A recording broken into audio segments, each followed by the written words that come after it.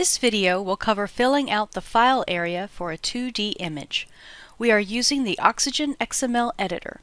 At the end of this video, you should be able to fill out the file area class for an observational product label. You'll see how the file area provides metadata to help users identify a file and to help tools read it. You'll also learn about specific versions of the file area class that differ based on the type of product you need to label. Feel free to pause or go back in the video at any time. Every observational product contains at least one file which must be described by the label.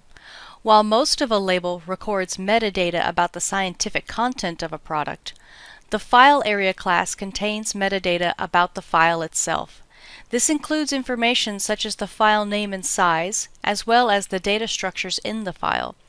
This metadata is necessary for tools to properly read a file and access the data inside.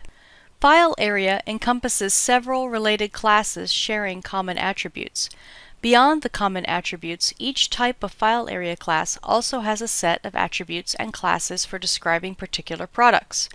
In our case, we'll be using the file area observational class, which is used to label observational products such as arrays and tables. Other examples of file area classes include file area inventory, which describes an inventory file in a collection label, and file area spice kernel for spice products.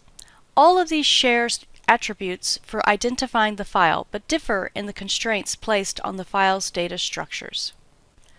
File area observational, as well as all file area classes, begins with the file class, which contains basic descriptors of the file in question. The first attribute which is required is the file name. The path to the file is relative to the label, so just the name is required. The remaining attributes in the file class are optional, but might still be useful depending on your needs.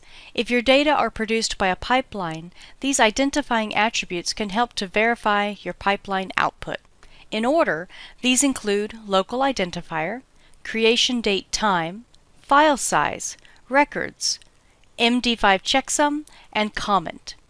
If a file needs to be referenced elsewhere in a label, you must include the local identifier attribute. Choose a short descriptive name. Note that this local identifier singles out the file itself, not any data structures that might be contained within the file. Creation date time is the time at which the data file was created. File size records the size of the file. The units of storage must also be specified. Currently, the only valid unit of storage is byte. To indicate the unit, write unit equals byte inside the opening tag after the name of the attribute. The records attribute depends on the file's data structures. For a table, it would be the number of rows. For a FITS image, the number of 2,880 byte chunks. You can store the checksum of a data file in the MD5 checksum attribute. The value must be exactly 32 characters long and can only contain hexadecimal digits. But it is not actually validated against the file itself, so be sure to enter the correct value. The comment attribute is a free-form attribute used to include any additional information about the file not already specified. The rest of the file area class describes the file's data structures. Only certain structures are valid for each type of file area. For observational products, a basic image would be described by the Array 2D image class. A fixed width table might be described by the table character or table binary classes. Non-observational products are described by other data structures. A collection requires the inventory class, for example. If a single file contains more than one data object, like a FITS image with extensions, then a class is required for each structure.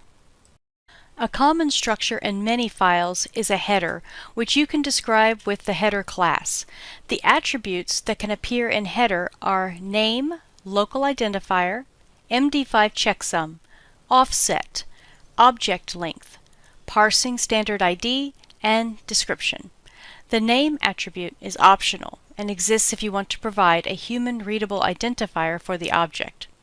Local identifier and MD5 checksum are both also optional and follow the constraints discussed earlier. The next three attributes are required in the header class. Offset is the offset in bytes from the start of the file to the start of the header. As with file size, you must include unit equals byte in the opening XML tag. If there is no offset, insert 0.